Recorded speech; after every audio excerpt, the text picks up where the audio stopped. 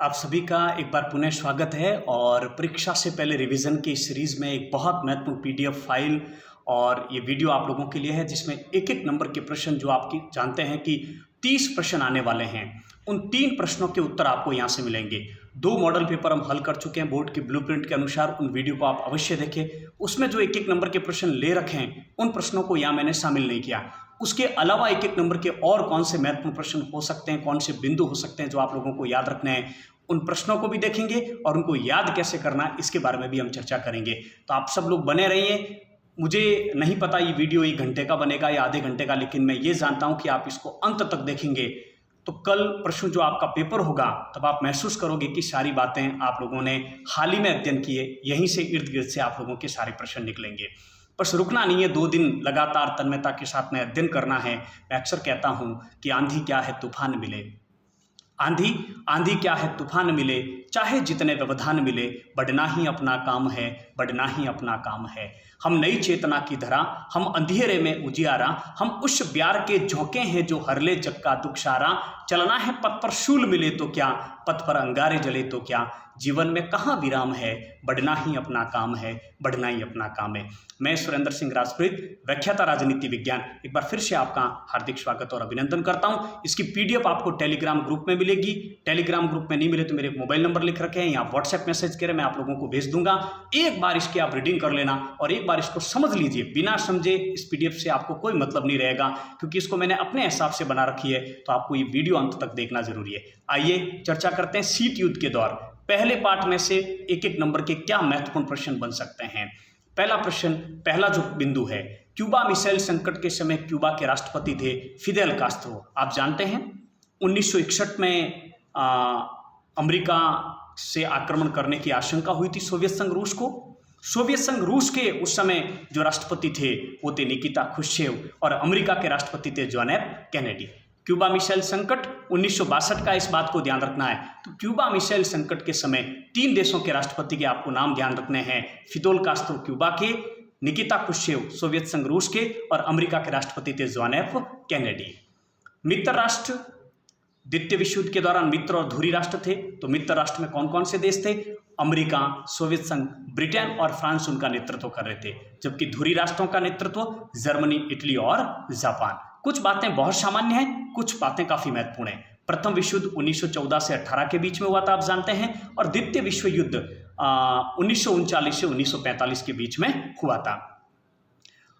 NATO, उत्तर Atlantic संधि 1949 में इस संधि को सोवियत संघ रूस के द्वारा की गई एक सैनिक संधि थी और इसके सदस्य देश देखो बहुत महत्वपूर्ण है, आप थोड़ा सा ध्यान रखें। प्रश्न पूछा जा सकता है नाटो में सम्मिलित किन्हीं 3 देशों के नाम लिखिए। तो ब्रिटेन, फ्रांस, स्पेन, इटली, पश्चिमी जर्मनी, बेल्जियम, नॉर्वे, पुर्तगाल और नीदरलैंड। देखिए ध्यान रखना, पश्चिमी जर्मनी अमेरिकी गुट में थी, पूर्वी जर्मनी रूसी गुट में थी। याद कैसे रखोगे? पश्चिम में 4 शब्द है, अमेरिका में 4 शब्द है, पूर्वी में 2 शब्द है और रूस में भी 2 शब्द है। और इस कारण से पूर्वी जर्मनी और रूसी गुट को ही हम पूर्वी गुट कहते हैं, 2 शब्द से याद रहेगा। अमेरिकी गुट को ही हम पश्चिमी गुट के नाम से जानते हैं। वार्सा पैक्ट आप जानते हैं 1955 में किया गया था। सदस्य देश याद रखने 2-3, पोलैंड, पूर्वी Germany, Czechoslovakia, Hungary, Romania, Bulgaria. ये जो देश थे वो किस गुट में शामिल थे? वार्सा पैक्ट के सदस्य थे। सीधी सी बात है, सोवियत संघ रूस गुट में शामिल थे। लेकिन एक पूंजीवादी गुट हो गया अमेरिका के नेतृत्व में, दूसरा साम्यवादी गुट हो गया सोवियत संघ रूस के नेतृत्व में।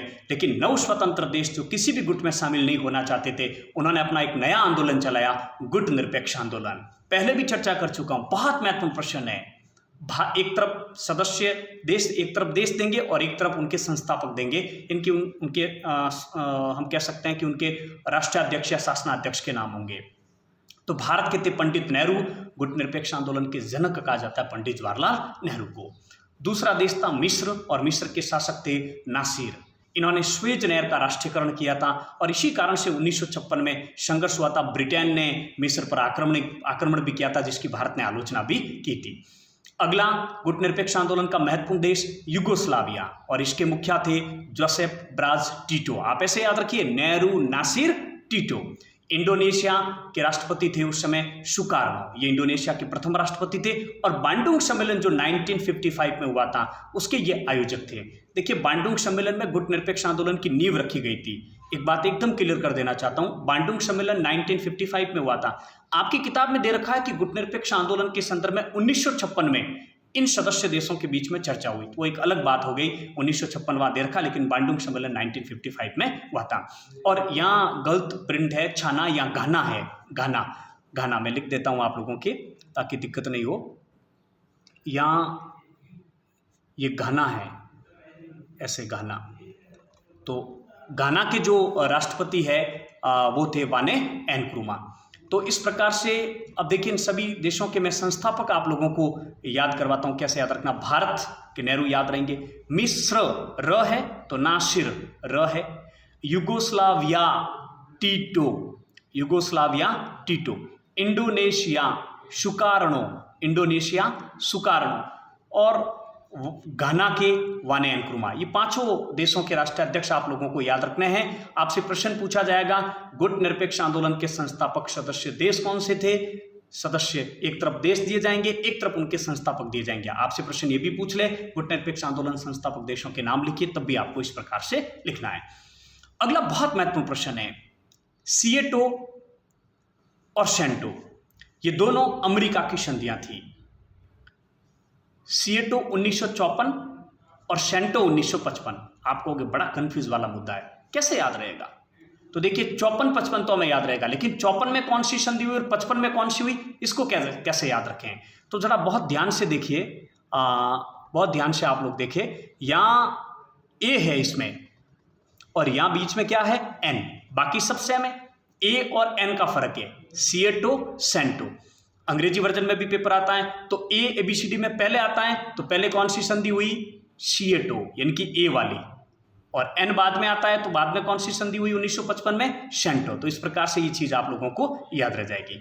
1954 में दक्षिणी पूर्वी एशियाई संगठन बनाया गया था, और 1955 में पहले बगदाद समझौता हुआ था, और इसी बगदाद समझौते को बाद में क्या कहा गया? केंद्रीय संधि संगठन। और आप ये भी जानते हैं कि इन दोनों संधियों का सदस्य, इन दोनों संधि पर हस्ताक्षर किए थे पाकिस्तान ने 1954 और 55 में। तो याद रहेगा आपको, सिएटो 1954, सेंटो 1955, पूरे नाम भी याद रखने, दक्षिणी पूर्वी एशियाई संगठन और केंद्रीय संधि संगठन। इस प्रकार से इन्हें आप लोगों को याद रखना है। उसके बाद में नौवां प्रश्न है, कोरिया संकट 1950 से 53 के बीच में हुआ था। इस संकट के समाधान में पंडित नेहरू भारत की बहुत महत्वपूर्ण भूमिका रही थी। बर्लिन 1958 से 62 के बीच में संकट रहा था। कांगो का संकट जो 1960 के दशक में रहा था। वर्ष 1947 में अमेरिका के राष्ट्रपति थे ट्रूमैन, उन्होंने एक ट्रूमैन सिद्धांत दिया था। इस ट्रूमैन सिद्धांत का उद्देश्य था कि सोवियत संघ रूस का जो प्रसार और प्रसार हो रहा था साम्यवादी विचारधारा का, उसको रोकना था। बहुत महत्वपूर्ण है, 1947 से 1952 के बीच में अमेरिका के द्वारा एक योजना चलाई गई थी, मार्शल प्लान। आपसे प्रश्न पूछा जा सकता है, मार्शल प्लान से आप क्या समझते हैं? आपका उत्तर होगा 1947 से 1952 के बीच में मार्शल योजना चलाई गई थी अमेरिका के द्वारा। इस योजना का उद्देश्य था कि पश्चिमी जो देश है, पश्चिमी यूरोप के जो देश है, उन देशों के पुनर्निर्माण हेतु अमेरिका ने ये योजना चलाई थी। देखिए, अमेरिका चाहता था अधिक से अधिक देश अमेरिकी गुट में शामिल हो। अमेरिका चाहता था विशेष रूप से पश्चिमी जो यूरोप के देश है वो अमेरिकी गुट में शामिल हो।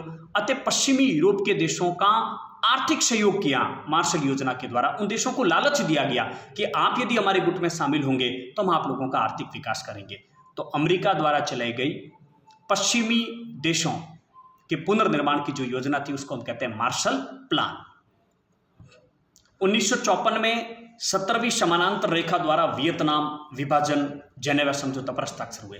देखिए, जो ज़्यादा महत्वपूर्ण प्रश्न है उन पे मैं आप लोगों को इंगित करूंगा, उन्हें तो आपको अनिवार्य रूप से याद करना ही है। सारे याद हो कोई जरूरी नहीं है। तो 1954 में 17वीं समानांतर रेखा द्वारा वियतनाम का विभाजन किया गया था और जेनेवा समझौते पर वर्ष 1954 में हस्ताक्षर हुए थे।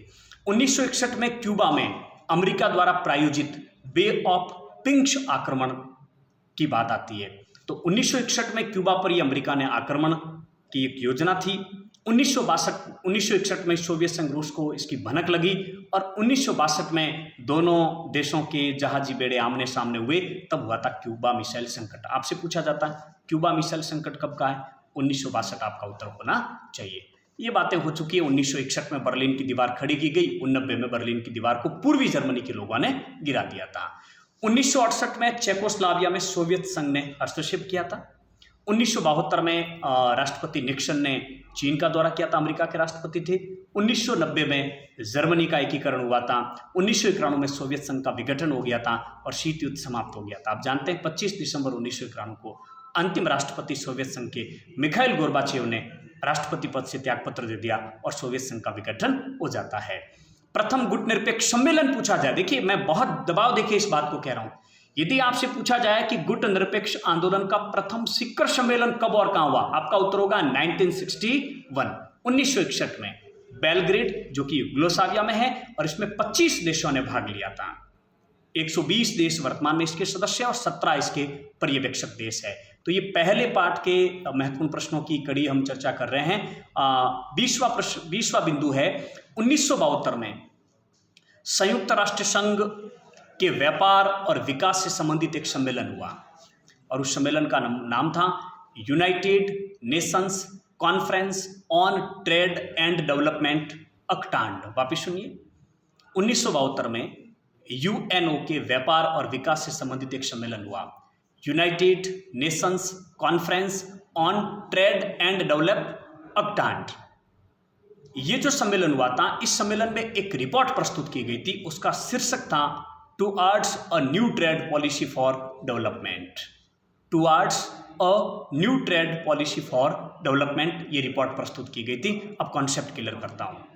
1970 के दशक में नव स्वतंत्र जो देश थे, यानी कि जो गुट निरपेक्ष देश थे जिसमें अधिकांश नव स्वतंत्र देश थे, उन देशों ने नई अंतर्राष्ट्रीय आर्थिक व्यवस्था की मांग की थी।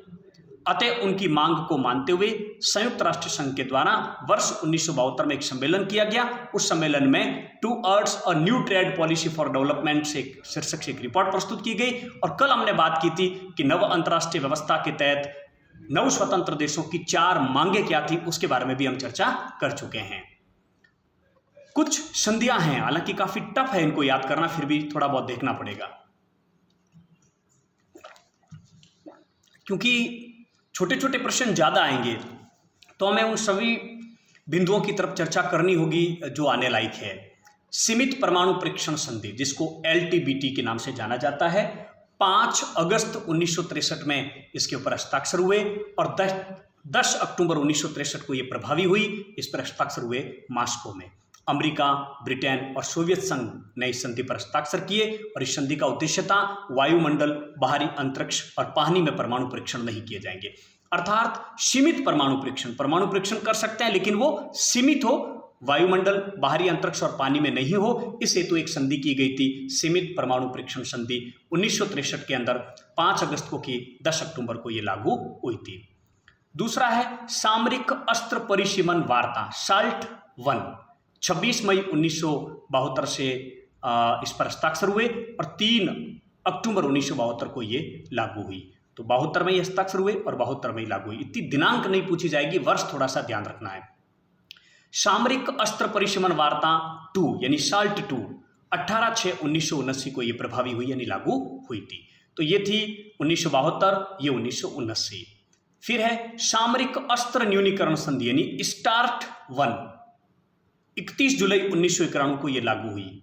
गोर्बाचेव जो सोवियत संघ रूस के अंतिम राष्ट्रपति थे, जॉर्ज बुश सीनियर जो अमेरिका के राष्ट्रपति थे, उन दोनों ने इसके ऊपर हस्ताक्षर किए। ये काफी महत्वपूर्ण है, ध्यान रखना। सामरिक अस्त्र न्यूनीकरण संधि START I 1991 का वर्ष है। आप जानते हैं कि 1991 में सोवियत संघ रूस के राष्ट्रपति कौन थे? मिखाइल गोर्बाचेव थे और अमेरिका के जॉर्ज बुश सीनियर थे। 31 जुलाई 1991 को लागू हुई। दूसरी है सामरिक अस्त्र न्यूनीकरण संधि यानी START II, और इस समय ये 3 जनवरी 1993 को लागू हुई। और आप जानते हैं कि 3 जनवरी 1993 को रूस के पहले राष्ट्रपति थे बोरिस येल्त्सिन। तो बोरिस येल्त्सिन ने और जॉर्ज बुश सीनियर ने इसके ऊपर हस्ताक्षर किए। तो SALT I 1992, SALT 1991, SALT I और START I 1991 और START II 1993। तो ये पहले अध्याय के सभी महत्वपूर्ण प्रश्न थे। इसी प्रकार से 5 और अध्याय के हम लोगों को महत्वपूर्ण प्रश्न देखना है। दूसरा प्रश्न है 2 ध्रुवीयता का अंत। इजी प्रश्न है और फटाफट पढ़ूंगा। सोवियत संघ का उत्तराधिकारी किसे बनाया गया था? रूस को। संयुक्त राष्ट्र संघ में भी स्थायी सदस्यता की सीट किसको दी गई थी? रूस को।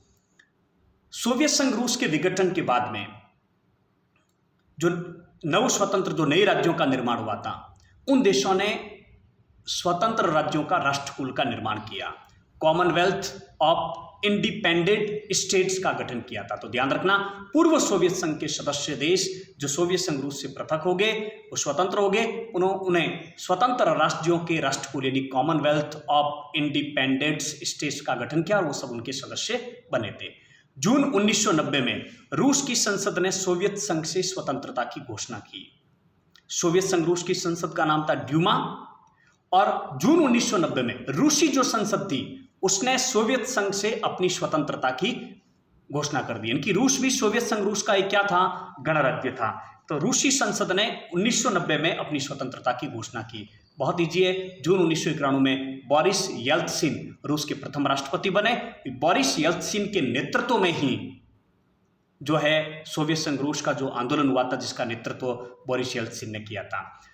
सितंबर 1991 में 3 बाल्टिक गणराज्य थे, एस्टोनिया, लताविया और लिथुआनिया। ये संयुक्त राष्ट्र संघ के सदस्य बने सितंबर 1991 में। इससे पहले ये जो बाल्टिक गणराज्य थे, ये यूएनओ के सदस्य नहीं थे। और 2004 में ये बाल्टिक गणराज्य किसमें शामिल हो गए, नाटो में। ध्यान रखना, नाटो की संधि आज भी है, वार्सा पैक्ट समाप्त हो चुका है। तो 3 बाल्टिक गणराज्यों के नाम भी आपको याद रखने हैं, एस्टोनिया, लताविया व लिथुआनिया। अगला प्रश्न है, दिसंबर 1991 में वर्ष 1922 की जो सोवियत संघ के निर्माण की जो संधि थी, उसे रूस, बेलारूस और यूक्रेन ने क्या कर दी, समाप्त। यानी 1922 में जो सोवियत संघ की एक संधि की गई थी, जिसको हम सोवियत संघ रूस कहते हैं, सोवियत संघ कहते हैं, यूएसएसआर कहते हैं, यह संधि 1922 में की गई थी। दिसंबर 1991 में रूस, बेलारूस और यूक्रेन ने इसकी समाप्ति की क्या कर दी, घोषणा कर दी। दिसंबर 1991 में गोर्बाचेव ने राष्ट्रपति पद से त्यागपत्र दिया और सोवियत संघ रूस का अंत हो गया। एक मैंने पॉइंट लिखा है, इतिहास की सबसे बड़ी गराज शैल क्या थी। तो देखिए, जिस समय शॉक थेरेपी की गई थी, पूर्व सोवियत संघ के देशों में साम्यवाद, समाजवाद की जगह जब पूंजीवादी अर्थव्यवस्था स्थापित की गई, जब निजीकरण किया गया, तो सरकारी जितने भी उपक्रम थे, उन सरकारी उपक्रमों को निजी लोगों के हाथों में सौंपा गया था। तो उसके लिए नीलामी लगाई गई थी और वो नीलामी औने पौने दामों में की गई। करोड़ों अरबों की संपत्ति को औने पौने दामों में बेच दिया गया। इसलिए इसे कहा जाता है विश्व की सबसे बड़ी या इतिहास की सबसे बड़ी गराज सेल। गैरेज में जैसे सामान मिलता है, वैसे बड़े बड़े उपक्रमों को बेच दिया गया था। रूस की मुद्रा थी रूबल, आप जानते हैं। तजाकिस्तान जो सोवियत संघ रूस का सदस्य था, 10 वर्षों तक वहां पर गृह युद्ध चला, यानी कि 2001 तक। 11 सितंबर 2011 को, यानी कि 9/11 का जो हमला था, अमेरिका पर आतंकी हमला किया था, आप सब जानते हैं। चेकोस्लाविया 2 भागों में विभाजित हो गया था, चेक व स्लोवाकिया। ये आपका दूसरा पार्ट क्लियर हुआ। तीसरा अध्याय है समकालीन दक्षिणी एशिया। यहां से छोटे छोटे प्रश्न क्या बन सकते हैं। पाकिस्तान में 2 लोकतांत्रिक सरकार बनी थी लगातार, बेनजीर भुट्टो के नेतृत्व में और जुल्फिकर अली भुट्टो के नेतृत्व में। वर्ष 2008 में भूटान में संवैधानिक राजतंत्र की स्थापना हुई। इससे पहले भूटान में राजतंत्रात्मक शासन व्यवस्था थी। वर्ष 1968 में मालदीव जो देश है वो गणतंत्र बना, इनकी वहां लोकतंत्र की स्थापना हुई। मालदीव की जो संसद है उसने 2005 में बहुदलीय प्रणाली को प्रारंभ किया। इससे पहले एक ही राजनीतिक दल था और उसका वहां पर दबदबा था। मालदीव का सबसे महत्वपूर्ण जो राजनीतिक दल है उसका नाम है MPD, मालदीवियन डेमोक्रेटिक पार्टी। इस मालदीवियन डेमोक्रेटिक पार्टी का मालदीव की शासन व्यवस्था में जबरदस्त जो है बोलबाला रहा था। तो पहले लगभग एक दलीय व्यवस्था ही थी, एक ही दल का प्रभुत्व था। 2005 से मालदीव की संसद ने बहुदलीय प्रणाली को लागू किया कि 2 से अधिक राजनीतिक दल हो सकते हैं। 1948 में श्रीलंका स्वतंत्र हुआ, उसका नाम पुराना था सिलोन। 1954-55 में पाकिस्तान सीएटो और सेंटो का सदस्य बना। आप जानते हैं सीएटो ए यानी 1954 की संधि और सेंटो एन यानी 1955 की संधि, दोनों अमेरिका की संधियां थी। 7वां बिंदु, सितंबर 1960 में आप जानते हैं भारत और पाकिस्तान के बीच में सिंधु नदी के जल के बंटवारे को लेकर समझौता हुआ। यह समझौता हुआ था विश्व बैंक की मदद से। भारत के प्रधानमंत्री थे पंडित नेहरू और पाकिस्तान के प्रधानमंत्री थे अयूब खान। अगस्त 1971 में भारत और रूस के बीच में 20 वर्षीय संधि हुई और इस संधि का कारण था 1971 में भारत पाकिस्तान का युद्ध। इस समय हमें हथियारों की आवश्यकता थी, हमें एक मजबूत साथी की आवश्यकता थी और वो सहयोग किया रूस ने। और इसी समय भारत की गुटनिरपेक्षता की नीति की आलोचना हुई कि भारत की गुटनिरपेक्षता की नीति तो अस्थिर नीति है, भारत तो जो है रूसी गुट में शामिल हो गया। मई 1974 में भारत ने अपना पहला परमाणु परीक्षण किया। इंदिरा गांधी देश की प्रधानमंत्री थी मई 1974 में। मई 1998 में भारत ने 2 और परमाणु परीक्षण किए, पोखरण जो जैसलमेर में है, और इसी समय 1998 में पाकिस्तान ने भी एक परमाणु परीक्षण किया। और पाकिस्तान ने वो परमाणु परीक्षण किस जगह पर किया था? चंगई पहाड़ी पर। कहाँ किया था? चंगई पहाड़ी पर। मैं बहुत फास्ट चल रहा हूँ, आप लोग दोबारा सुन सकते हैं, रिपीट नहीं करूंगा क्योंकि मैं चाहता हूं कि ज्यादा वीडियो लंबा नहीं हो। 1993 में दक्षेज का 7वां शिखर सम्मेलन हुआ था ढाका में, और उस समय साप्टा पर हस्ताक्षर हुए। बहुत ढंग से ध्यान रखना, यहाँ ये पी है, क्या है?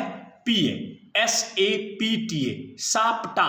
यानी कि इसका उद्देश्य था कि जो दक्षिणी एशियाई जो क्षेत्र है उसमें व्यापार को बढ़ावा देने के लिए, यानी कि दक्षिणी एशियाई देशों में व्यापार को बढ़ावा देने के लिए जो संधि की गई थी उसका नाम तो क्या था? साप्टा।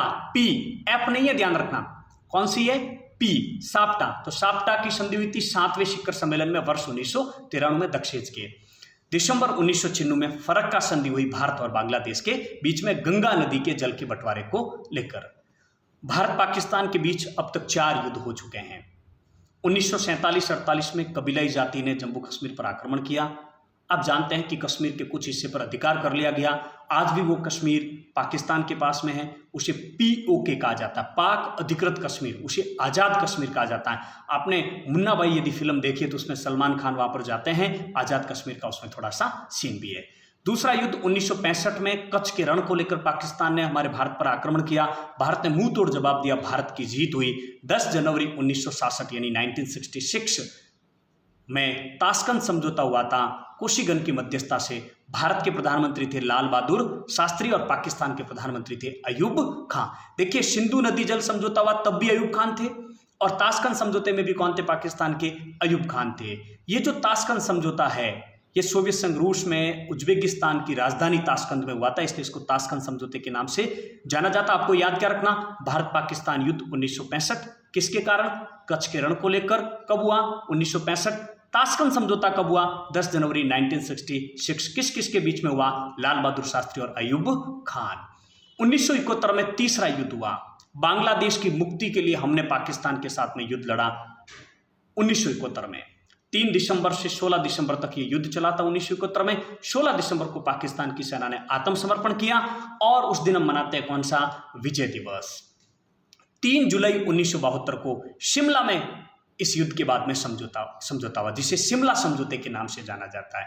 3 इडियट यदि आपने फिल्म देखी है तो वहां का सीन है शिमला, जहां इंदिरा गांधी की एक जो है आदमकती मूर्ति भी लगी हुई है, स्मारक भी बना हुआ है। 3 जुलाई 1972 को भारत के प्रधानमंत्री इंदिरा गांधी, लेकिन पाकिस्तान के प्रधानमंत्री कौन थे? ध्यान रखना, जुल्फिकर अली भुट्टो।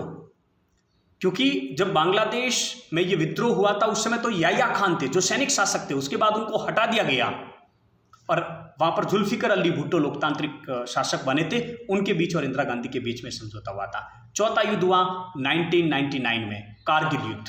2001 में कारगिल युद्ध के बाद में आगरा शिखर वार्ता हुई अटल बिहारी वाजपेयी और जनरल परवेज मुशर्रफ के बीच में। जनरल परवेज मुशर्रफ ने जो है नवाज शरीफ का तख्ता पलट किया था, और उसके बाद कारगिल का युद्ध हुआ था। तो वाजपेयी और मुशर्रफ के बीच में आगरा शिखर वार्ता कब हुई? 2001 में, 1999 के कारगिल युद्ध के बाद में। वर्ष 2007 में अफगानिस्तान दक्षेज का 8वां सदस्य बना। पहले भी हम चर्चा कर चुके हैं। संस्थापक सदस्य कितने थे दक्षेज के? 7। फरवरी 2004 में 12वां जो सम्मेलन हुआ था दक्षेज का, उसमें साप्टा यानी F पर हस्ताक्षर हुए। दक्षिणी एशियाई मुक्त व्यापार संधि हुई, यानी दक्षिणी एशिया के देशों में मुक्त व्यापार हो सके, इस हेतु ये संधि की गई। और ये संधि पर जो है हस्ताक्षर कब हुए? वर्ष 2004 फरवरी में। लागू कब हुई? 1 जनवरी 2006 से। तो ध्यान रखना, P और F का अंतर है साप्टा, साफ्टा, ये बात भी आपको ध्यान में रखनी है। 1971 में बांग्लादेश के पहले जो शासक बने थे शेख मुजीबुर रहमान। आप जानते हैं कि बांग्लादेश का आंदोलन शेख मुजीबुर रहमान के नेतृत्व में चला। शेख मुजीबुर रहमान को बांग्लादेश के जनक माना जाता है, निर्माता माना जाता है। आवामी लीग के नेतृत्व में शेख मुजीबुर रहमान ने उस आंदोलन का नेतृत्व किया था। पहले राष्ट्रपति बने थे कौन? शेख मुजीबुर रहमान। 1975 में सेना के विद्रोह के तहत 15 अगस्त 1975 को शेख मुजीबुर रहमान की हत्या हो जाती है। इसलिए 15 अगस्त को बांग्लादेश शोक दिवस मनाता है। और हम कौन सा दिवस मनाते हैं? स्वतंत्रता दिवस। उसके बाद एक सैनिक शासक बने 1975 में जियाउर रहमान, जिन्होंने अपनी एक नई राजनीतिक दल की स्थापना की, बांग्लादेश नेशनल पार्टी यानी BNP। उसके बाद HM इरशाद वहां के शासक बने और फिर 1990-91 में वहां पर लोकतंत्र की स्थापना हुई। वर्ष 2002 में नेपाल के राजा ने संसद को भंग कर दिया था। 2015 में नेपाल का नया संविधान बना। लिट्टे, लिबरेशन टाइगर्स ऑफ तमिल इलम, ऑव है बीच में, लिबरेशन टाइगर्स ऑफ तमिल इलम। 1976 में इसका गठन हुआ था। पहले के मैंने एक वीडियो में 1983 कह दिया था, संशोधन कर रहा हूं। 1976 में लिट्टे का गठन हुआ था, हालांकि आपकी किताब में लिखा हुआ नहीं है। 1983 के बाद से लिट्टे के नेतृत्व में तमिलों ने जो है सिएलियों के साथ लड़ाई लड़ी थी, तो मैंने उस समय 1983 कह दिया। वापिस सुनिए, लिट्टे की स्थापना 1976, श्रीलंका का संगठन, तमिलों का संगठन। 1983 के बाद तमिलों ने लिट्टे के नेतृत्व में संघर्ष किया है। 1987 में जातीय संघर्ष को रोकने के लिए श्रीलंका के भारत ने भेजी थी शांति सेना। राजीव गांधी जयवर्त ने समझौता हुआ था। 1990 में भारत ने अपनी सेनाएं वहां से बिना कोई उद्देश्य प्राप्त किए वापस मंगवा ली। वर्ष 1988 में श्रीलंका से भाड़े के सैनिकों ने मालदीव पर अटैक कर दिया। मालदीव ने भारत से सहयोग मांगा और भारत ने मालदीव का क्या किया था? 1988 में सहयोग किया था। चौथा अध्याय, अंतर्राष्ट्रीय संगठन। अंतर्राष्ट्रीय संगठन, यहां से एक एक नंबर के बहुत से प्रश्न बनते हैं, तो आप लोग सुनिए जरा। जैतून की पत्तियां, सोवियत संघ, रूस का जो संयुक्त राज्य अमेरिका का जो प्रतीक चिन्ह है, उसमें जैतून की पत्तियां हैं चारों ओर। ये विश्व शांति की प्रतीक है जैतून की पत्तियां, इसलिए उनको रखा गया। डैग हैमरशोल्ड, जो कि संयुक्त राष्ट्र संघ के द्वितीय महासचिव थे, इन्होंने कहा था कि संयुक्त राष्ट्र संघ की स्थापना मानवता को स्वर्ग पहुंचाने के लिए नहीं, बल्कि मानवता को नरक से बचाने के लिए हुआ। इसका मतलब है कि UNO सभी समस्याओं का समाधान नहीं है, बस आपको नरक में जाने से रोक सकता है। बाई चांस कथन पूछ ही ले किसका है, तो इसके लिए मैंने दिया है। शशि थरूर, जो अवर सचिव थे भारत की तरफ से, उन्होंने कहा था कि संयुक्त राष्ट्र संघ की जो महासभा है या संयुक्त राष्ट्र संघ जो है वो बतकई की चौपाल है, जहां आते हैं दनादन बातें करते हैं, लेकिन फिर भी ये काफी महत्वपूर्ण संगठन है। कुछ संगठन दे रखे हैं आपके इस पाठ में। अंतर्राष्ट्रीय मुद्रा कोष IMF, फुल फॉर्म पूछी जा सकती है, इंटरनेशनल मॉनेटरी फंड। 2016 तक इसके सदस्य है 189। अंतर्राष्ट्रीय मुद्रा कोष विभिन्न देशों को जो है आर्थिक सहयोग देता है, लेकिन इसमें जिस देश ने जितना IMF में अपना धन दिया है, उस देश का उतना ही महत्व होता है। तो सबसे अधिक बजट में योगदान दे रखा है G7 के देश, तो G7 के देशों का उतना ही अधिक जो है इसमें योगदान है। तो G7 के देशों में America, Japan, Germany, France, Britain और इटली 1 2 3 4 5 6। एक मिनट, मुझे यहाँ पर थोड़ा सा संदेह है, 1 मिनट के लिए आप लोग रुकिए जरा, मैं देख लेता हूँ, क्योंकि मैं वीडियो को पुश नहीं कर पा रहा हूँ। आप 1 मिनट के लिए रुकिए।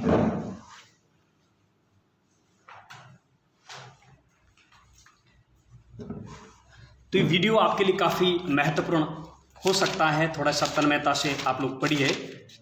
IMF के बारे में हम लोग चर्चा कर रहे थे, और IMF में मैं बता रहा था कि जिस देश का जितना अधिक योगदान है बजट में, उस देश का उतना ही अधिक जो है वजन माना जाता है। बिल्कुल, G7 के सदस्य देश यहाँ पर दे रखे हैं, America, Japan, Germany, France, Britain, Italy और कनाडा। इन देशों का बहुत अधिक योगदान रहता है बजट में, इसलिए उनका उतना ही मत प्रतिशत माना जाता है IMF में। तो G7 के देश पूछ लें तो आप लोगों को याद रखने, याद कैसे करोगे? America, Britain, France, Germany, France हाँ है। तो देखिए, जो स्थायी सदस्य UNO के वो तो सारे हैं, अमेरिका भी है, फ्रांस भी है, ब्रिटेन भी है, अच्छा 3 है इसमें, तो America, Japan, Germany, France, Britain, Italy, Canada आप लोगों को इस प्रकार से याद रखने हैं। विश्व बैंक की स्थापना हुई थी 1944 में, इस बात का भी आप लोगों को ध्यान रखना है। विश्व व्यापार संगठन की स्थापना WTO की 1 जनवरी 1995 गैट के स्थान पर इसकी स्थापना हुई थी। ये गैट का उत्तराधिकारी संगठन है। 164 सदस्य है 2016 तक। अंतर्राष्ट्रीय आणविक ऊर्जा एजेंसी IAEA बहुत महत्वपूर्ण है। अंतर्राष्ट्रीय आणविक ऊर्जा एजेंसी के बारे में आपसे पूछा जा सकता है कि इसकी स्थापना जो है किस लिए की गई थी। तो ध्यान रखना कि जो परमाणु ऊर्जा है उसका उपयोग सही जगह पर हो, इस बात की निगरानी रखने के लिए अंतर्राष्ट्रीय आणविक ऊर्जा एजेंसी का गठन किया गया 1957 में। मैं ये बातें आपको क्यों बता रहा हूँ, एक तरफ ये एजेंसियां दी जा सकती है, दूसरी तरफ इनसे संबंधित काम दिए जा सकते हैं, इनकी फुल फॉर्म दी जा सकती है, शॉर्ट फॉर्म दी जा सकती है और इनकी स्थापना का वर्ष आप लोगों से पूछा जा सकता है। इसके लिए ये सारी बातें मैंने आप लोगों को दी है। एक प्रश्न आप लोगों से और पूछा जा सकता है कि 2 किन्हीं मानवाधिकार संगठनों के नाम लिखिए, स्वयंसेवी संगठन। तो एक तो है एमनेस्टी इंटरनेशनल और दूसरा है ह्यूमन राइट्स वॉच। ये दोनों संगठन है, एमनेस्टी इंटरनेशनल और ह्यूमन राइट्स वॉच। एक संशोधन है, मैं अभी आपको करवा देता हूं। हमने पहले अध्याय में सेंटो और सीएटो की जहाँ पर चर्चा की थी वहाँ थोड़ा सा मिसप्रिंट है। यहाँ पर हम लोग अभी इसको ठीक कर देंगे।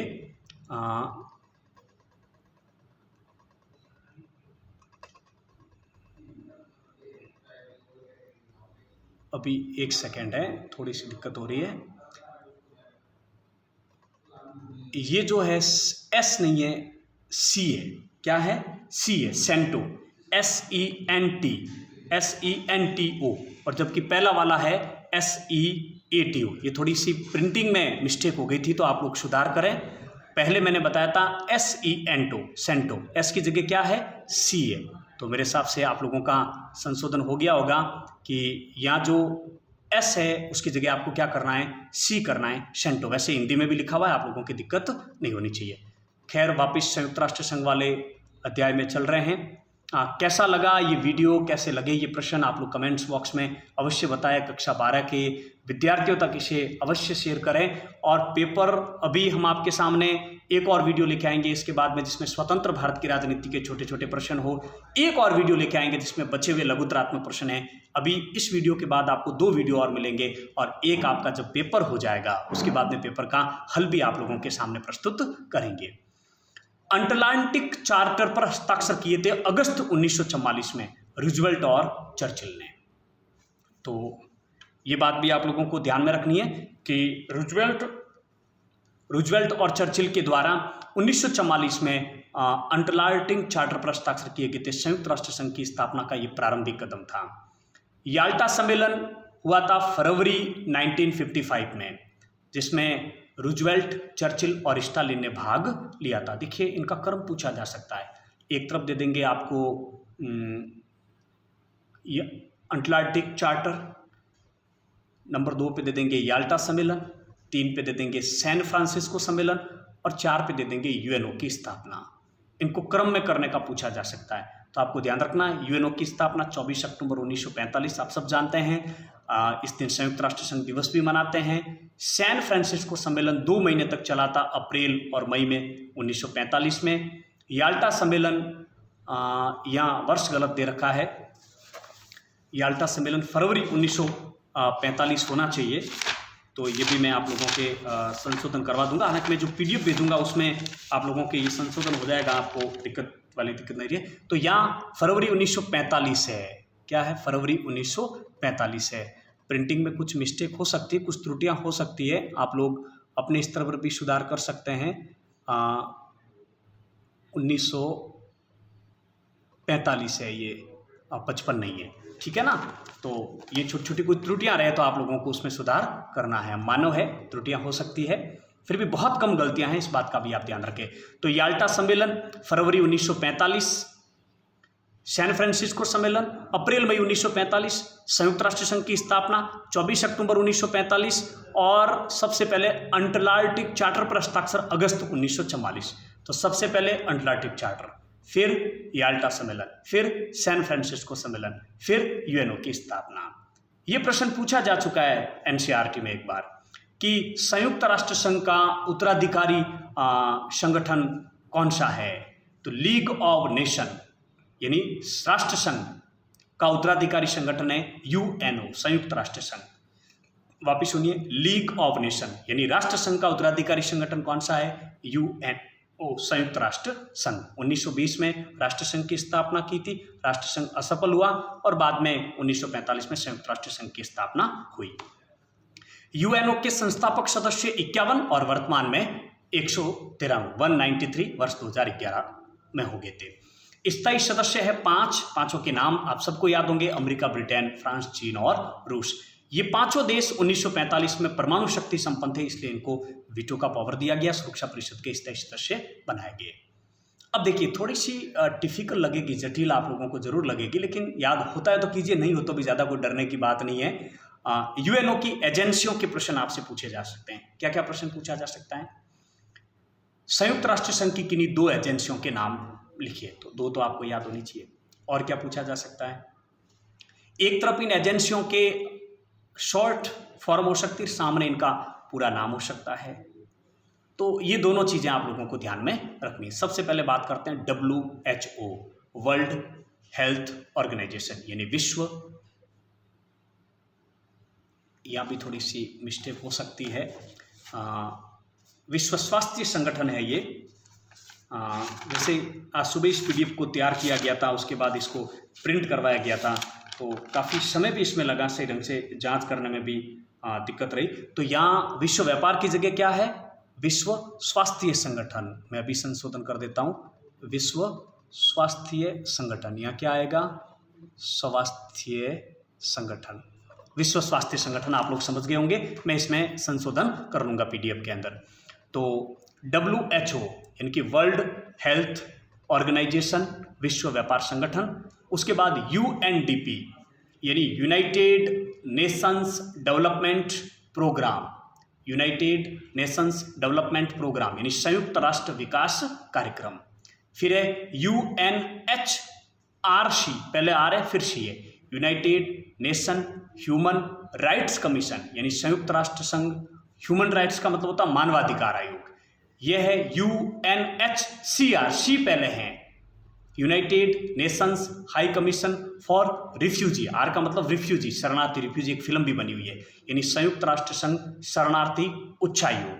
यूनिसेफ बहुत महत्वपूर्ण है, यूनाइटेड नेशंस चिल्ड्रंस फंड यानी संयुक्त राष्ट्र संघ बाल कोष, बालकों के हितों की सुरक्षा के लिए। और बहुत महत्वपूर्ण है यूनेस्को, यूनेस्को यानी यूनाइटेड नेशंस। यूएन का मतलब तो यूनाइटेड नेशन ही है, ई का मतलब एजुकेशन, एस का मतलब सोशल, सी का मतलब कल्चरल, ओ का मतलब ऑर्गेनाइजेशन यानी संयुक्त राष्ट्र संघ शैक्षिक, सामाजिक और सांस्कृतिक संगठन। एक बार एक वीडियो मैंने पहले भी आपको बताया, एक बार फिर बता रहा हूं, यूएनओ के महासचिव से प्रश्न पूछा जा सकता है। एक तरफ यूएनओ के महासचिव दिए जा सकते हैं, दूसरी तरफ उनके देश दिए जा सकते हैं, मिलान करने का प्रश्न हो सकता है। एक तरफ महासचिव हो सकते हैं, दूसरी तरफ उनके कार्यकाल दिए जा सकते हैं, मिलान करने का प्रश्न पूछा जा सकता है। कोशिश करते हैं इनको याद करने का। सबसे पहले ट्राइग्ली 1946 से 1952 और ये नॉर्वे के थे। ट्राइग्लिवी के बाद डैग हैमरशोल्ड दूसरे थे 1953 से 61 तक, स्वीडन के थे। स्वेजनेर और कांगो संकट के समय ये संयुक्त राष्ट्र संघ के महासचिव थे। तीसरे यूथांट 1961 से 1971 बर्मा के थे, जिसको वर्तमान में म्यांमार कहते हैं। क्यूबा मिसाइल संकट के समय ये राष्ट्रपति थे, ये संयुक्त राष्ट्र संघ के महासचिव थे। यूथांट हो गए। कुर्ट वाइल्डहिम 1972 से 1981 ऑस्ट्रिया के। जेवियर पेरेज द कुइयार, लास्ट नाम याद रखिए आप लोग, कुइयार या पेरेज याद रख लीजिए, 1982 से 91 पेरू के थे। साइप्रस अफगानिस्तान अल सल्वाडोर में शांति स्थापना में इनका योगदान रहा था। बुतरस गाली 1992 से 96 मिस्र के थे। एन एजेंडा फॉर पीस नामक रिपोर्ट जारी की थी, महत्वपूर्ण चीज है। एन एजेंडा फॉर पीस नामक रिपोर्ट किसने जारी की थी? बुतरस गाली ने। और कोफी अन्नान 1997 से वर्ष 2006 तक घाना के थे। वर्ष 2005 में इन्होंने मानवाधिकार परिषद और शांति संस्थापक आयोग का गठन किया था। और बान की मून 2007 से 2016 तक दक्षिण कोरिया के थे। इनके कार्यकाल में सहस्त्राब्दी विकास लक्ष्य, सतत विकास लक्ष्यों का कॉन्सेप्ट आया था और वर्तमान में पुर्तगाल के हैं एंटोनियो गुटेरेस। बड़ा टिपिकल लग रहा होगा, दिमाग चकरा रहा होगा, कैसे याद रखें इनको।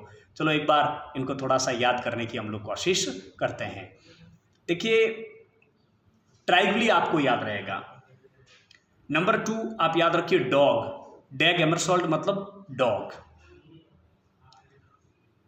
उसके बाद में यूथांट यानी ऊंट याद रखिए, यानी कि एक ऊंट खड़ा था, उस ऊंट के पास खड़े थे ट्राइगुली।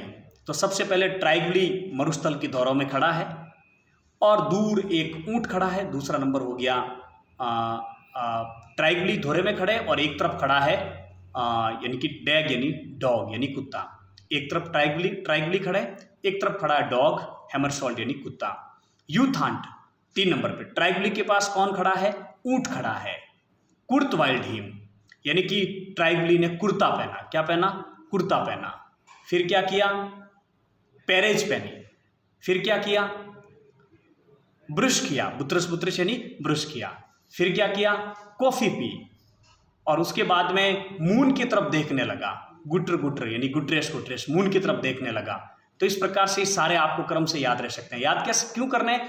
क्योंकि देखिए कुत्ता भाग के आ रहा था ट्राइगुली की तरफ। पहला ट्राइगुली की तरफ कौन भाग के आ रहा है? कुत्ता आ रहा है। कुत्ता भागकर आ रहा है तो वो ऊंट पर चढ़ गया, लेकिन ऊंट पर थांट यानी थांट ऊंट पर चढ़ने से पहले उसने कुर्ता पहना, पाजेब पहनी, ब्रश किया, कॉफी पी और फिर मून की तरफ देखने लगा। गुटेरेस यानी गुटर को। इस प्रकार से इनको क्रम से आप लोग याद रख सकते हैं। मानवाधिकार परिषद की स्थापना की गई 19 जून 2006 में। संयुक्त राष्ट्र संघ के अंग के कुछ प्रश्न। सुरक्षा परिषद 1945 में इसके अस्थायी सदस्य थे 6। 1965 में इनकी संख्या बढ़ाकर कर दी गई थी कितनी? 10। तो पहले थे अस्थायी 6, बाद में अस्थायी कितने हो गए? 10। तो पहले इसके सुरक्षा परिषद के कुल सदस्य थे 6 + 5 यानी 11। 1965 में इनकी संख्या होगी 6 + 10 5 + 10 यानी 15।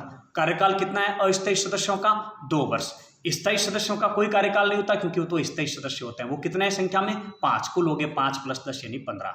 आम सभा जिसको महासभा कहते हैं, यूएनओ का प्रत्येक सदस्य देश आम सभा का सदस्य होता है। 193 वर्तमान में सदस्य है। सचिवालय, उसके बाद है आर्थिक व सामाजिक परिषद। इसका उद्देश्य है विश्व का आर्थिक और सामाजिक विकास करना।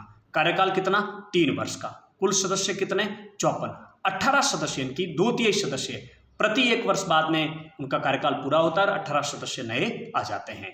अंतर्राष्ट्रीय न्यायालय बहुत महत्वपूर्ण प्रश्न है, बहुत महत्वपूर्ण प्रश्न है। अंतर्राष्ट्रीय न्यायालय का मुख्यालय कहाँ है? आपका उत्तर होगा हैग। हैग कहाँ है? नीदरलैंड में। न्यायाधीश कितने हैं? 15 और एक न्यायाधीश का कार्यकाल कितना है? 9 वर्ष। यानी प्रति 3 वर्ष के बाद में 5 न्यायाधीश का कार्यकाल पूरा होता है और 5 न्यायाधीश नए चुन लिए जाते हैं। सचिवालय जिसका मुख्य होता है महासचिव का कार्यकाल होता है 5 वर्ष। अमूमन महासचिव ने 2 कार्यकाल पूरे किए। न्यासीता परिषद जो कि ट्रस्टीशिप काउंसिल थी। द्वितीय विश्व युद्ध के बाद में ऐसे देश जिनका प्रशासन कौन चलाए उसके लिए न्यासीता परिषद को, ऐसे देश जो इनकी धुरी राष्ट्रों के कब्जे में थे वो आज़ाद हुए थे, उनका शासन चलाने के लिए न्यासीता परिषद का गठन किया गया था। पलव अंतिम जो देश था जो आज़ाद हो गया 1 नवंबर 1994, उसके बाद से न्यासीता परिषद क्या हो गई? समाप्त। पांचवा है। अब 5-7 मिनट का और वीडियो रहेगा। पारंपरिक धारणा में मुख्य चिंता होती है बाहरी सुरक्षा की, और किसी भी देश के लिए बाहरी खतरा सबसे बड़ा है सैन्य खतरा। कोई भी देश किसी देश पर आक्रमण करके उसके केंद्रीय मूल्य, उस देश की स्वतंत्रता, संप्रभुता और अखंडता को खंडित कर सकता है। यदि कोई भी देश किसी देश पर आक्रमण करता है तो ऐसे युद्ध की स्थिति में किसी देश के पास में 3 विकल्प होते हैं। ये तो वो आत्मसमर्पण कर ले कि भाई मैं पराजय स्वीकार करता हूं, लेकिन ऐसा कोई देश करता भी है तो कभी दर्शाता नहीं कि मैंने आत्मसमर्पण कर ली। दूसरा उसके पास में विकल्प होता है अवरोध। अवरोध का मतलब है कि युद्ध के खतरे को इतना बढ़ा चढ़ाकर बताना कि सामने वाला युद्ध करने से ही विचार कैंसिल कर दे, इनकी विचार बदल दे। जैसे कि कोई भी आपसे लड़ाई करना चाहता है तो आप कहोगे नहीं देख मेरे हाथ लगा दे तो हाथ तोड़ दूंगा, टांगे तोड़ दूंगा, ये कर दूंगा, वो कर दूंगा। सामने वाला डर जाता है, पता नहीं कितना ताकतवर है। तो अवरोध का मतलब है युद्ध से पूर्व, युद्ध से होने वाले खतरे को बढ़ा चढ़ाकर बताना ताकि सामने वाला युद्ध करने का विचार ही कैंसिल कर दे। और तीसरा है रक्षा। उसके बावजूद भी यदि कोई देश उस देश पर आक्रमण कर ले तो अपने देश की रक्षा करना, उस आक्रमणकारी देश के उद्देश्यों में उसे सफल नहीं होने देना। 9 स्वतंत्र देश जो एशिया और अफ्रीका के देश थे, एक 2 नंबर का प्रश्न बनेगा आपके। एशिया और अफ्रीका के 9 स्वतंत्र देशों के खतरे यूरोप के देशों से भिन्न थे या विकसित देशों से विशिष्ट थे या भिन्न थे। यानी कि ऐसे 2 खतरे जो विकसित देशों के सामने नहीं थे, यूरोपीय देशों के सामने नहीं थे, लेकिन 9 स्वतंत्र देशों के सामने थे। कौन सा? पहला, पड़ोसी देशों से सैन्य संघर्ष की चिंता। 9 स्वतंत्र देश नए नए आजाद हुए थे, एशिया और अफ्रीका के देश थे।